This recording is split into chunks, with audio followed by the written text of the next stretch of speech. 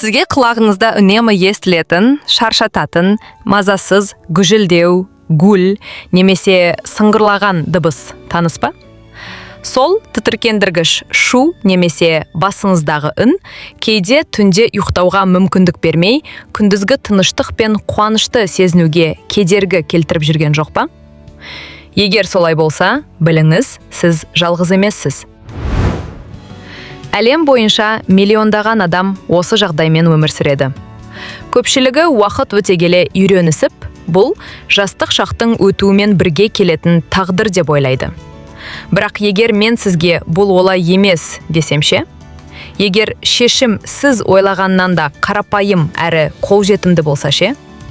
Кеңестік медицинаның бай мұрағаттарында бір дана тәжірибелі дәрігердің ескі, сарғайған жазба дәптерінде пациенттеріне қайтадан тыныштық пен өмірдің рахатын сыйлаған ерекше ем тәсілі сақталған десем ше? Бұл ішкі шу жай ғана дыбыс емес. Ол біртіндеп, бірақ мүлтіксіз біздің ең құнды нәрсеміз тыныштық пен өмірдің ләззатын ұрлайды. Кітап оқуды қиындыққа айналдырып, немерелермен немесе балаларыңызбен әңгімелесуді үнемі олардың сөзін анықтауға тырысумен өткізетін жағдайға жеткізеді. Түнде ұйықтап жатып, естілмейтін тыныштықты тыңдағыңыз келеді. Бірақ ол сіз үшін әлдеқашан жоғалған. Уақыт өте келе мұндай жағдай тітіркенгіштікке, созылмалы шаршауға және жалғыздық сезіміне әкеледі. Ал бүгін біз дәл сол ескі дәптерді ашамыз. Бұл бейнеде мен сіздермен сол әдісті бөлісемін. Бірден ескертейін. Бұл қандайда бір қымбат дәрі немесе ғажайып аппараттың жарнамасы емес. Бұл уақытпен сыналған даналық. Бұл тәсілден сізге тек аздаған шыдамдылық және ас үйіңізде бар ең қарапайым, арзан құралдар ғана қажет болады. Біз бәрін егжей-тегжейлі талқылаймыз. Емдік құралды қалай дайындау керек және мойын мен құлақ тамырларына арналған қарапайым жаттығуларды қалай жасау керек екенін түсіндіремін. Осы бейнені соңына дейін көріңіз. Әрбір деталь маңызды. Өйткені әрқайсысы сізді көптен күткен тыныштыққа бір қадам жақындатады. Бірақ алдымен неге құлақта шу пайда болатынын түсініп алайық. Себебін білу шешімнің жартысы. Көп адам құлақтағы шу дербес ауру деп ойлайды. Ал шын мәнінде көп жағдайда бұл ағзаның өзінен келіп тұрған белгі. Елестетіңізші, көліктегі аспап панелінде қызыл шам жанып тұр, ол жайдан жай жанбайды. Ол бір ақау бар екенін көрсетеді. Дәл сол сияқты шу аурудың өзі емес, тек ескерту сигналы. Қарапайым тілмен айтқанда, егер біздің есту жүйкеміз бір себептермен дұрыс жұмыс істемей, миға сыртқы дыбыстарды жеткізе алмай қалса, ми жетіспейтін үнді өзі толықтыруға тырысады да, сол тиялдағы дыбыстарды шығара бастайды. Гүл, сыңғыр, шиқыл. Сондықтан біздің мақсат шуды басу емес. Есту жүйкесінің және оны қоршап тұрған тіндердің қалыпты жұмысын қалпына келтіру. Міне, оған кедергі келтіретін 4 негізгі себеп бар, әсіресе егде жаста. Бірінші және ең жиі кездесетіні қан тамырлары.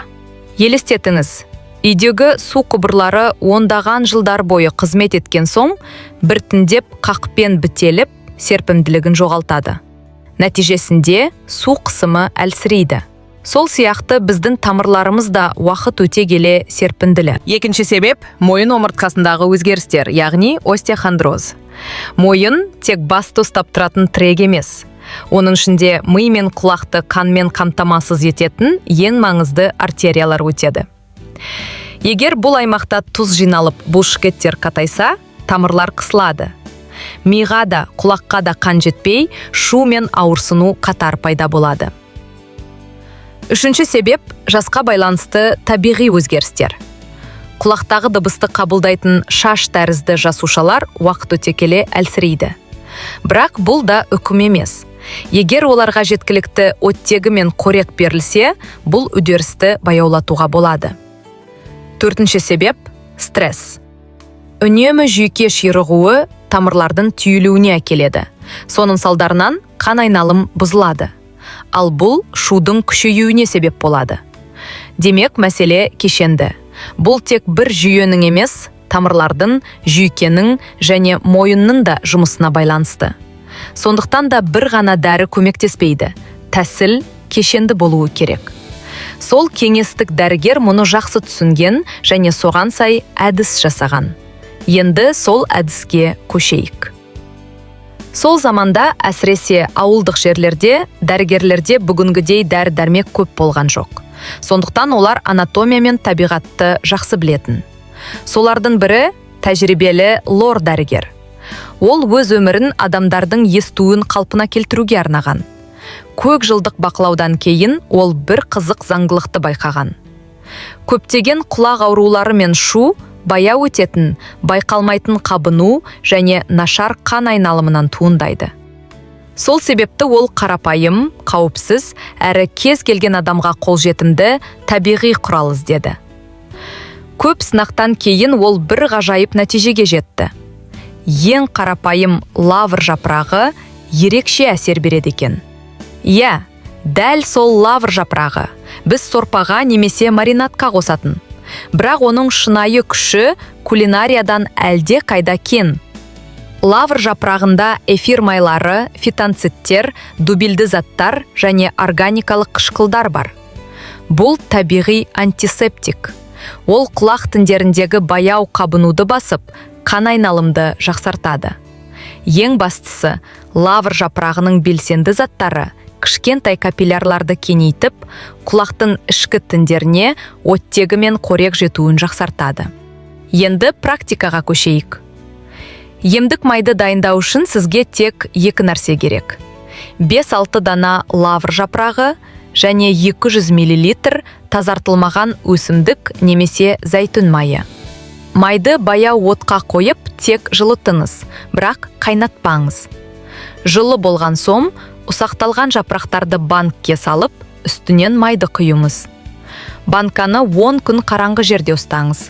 Күніне 1 рет шайқап тұрыңыз. 10 күннен кейін майды дәкеден өткізіп, таза банкке құйыңыз. Қолдану тәсілі. Әр қолданар алдында аздап жылытып, пипеткамен құлаққа 2-3 тамшы тамызыңыз. 10-15 минут жату керек. Немесе мақта турунданы майға малып, түнге қалдыруға болады. Курсы 10 күн.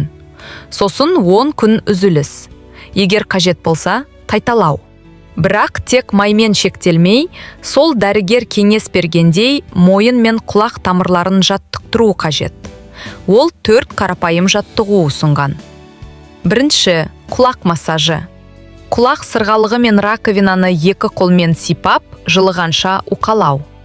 Екінші, басты баяу оңға және солға еп, мойын бұлшықеттерін бұлсаңсту. Үшінші, саусақтармен құлақ арты аймақты жеңіл соғу, дятел әдісі. Төртінші, алақандарды ысытып, құлаққа басып, вакуум әсерін жасау, бірнеше рет қайталау. Бұл жаттығулар қан айналымды жақсартады, жүйке мен бұлшықеттерді босаңсытады. Күн сайын 7 минуттан артық емес уақыт алады, бірақ әсері зор. Сонымен қатар дәрігер 3 күнделікті әдет ұсынған. Бірінші, тұзды азайту. Тұз суды ұстап қалады. Бұл ісінуге және қысымның жоғарылауына әкеледі. Екінші, суды жеткілікті ішу. Қанның тұтқырлығын азайтып, тамырлардың жұмысын жеңілдетеді. Үшінші, тыныс жаттығуы. Терең тыныс алып, ұзақ әрі баяу шығару тамырды кеңейтеді, жүйкені тыныштандырады. Міне, осы қарапайым 3 қадам. Тұз, су және тыныс ағзаңызға зор көмек көрсетеді. Бірақ маңызды ескерту. Бұл әдіс қосымша, халықтық көмекші тәсіл ғана. Ол дәрігердің тексерісін алмастырмайды. Егер құлақтағы шу кенеттен 1 күнде пайда болса, қатты айналу, жүрек айну, тепе-теңдік жоғалту, ауырсыну немесе сұйықтық бөліну болса, дереу дәрігерге барыңыз. Бұл қауіпті аурудың белгісі болуы мүмкін. Бүгін біз сізбен кеңестік медицина тәжірибесінен алынған кешенді әдіспен таныстық. Оның негізінде 2 қарапайым нәрсе жатыр. Лавр жапырағынан дайындалған емдік май және қан айналымды жақсартатын гимнастика. Бұған қоса дұрыс тамақтану мен стрессті азайту.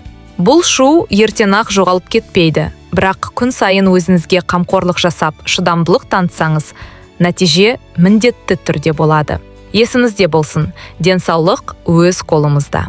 Егер бұл бейне сізге пайдалы болса және үміт сыйласа, арнаға жазылып лайк басыңыз және пікірде өз тәжірибеңізбен бөлісіңіз. Сіздің пікіріңіз басқаларға үлкен көмек болуы мүмкін. Көргеніңізге рахмет. Сау болыңыз және өміріңіз тыныштық пен анық күнге толы болсын.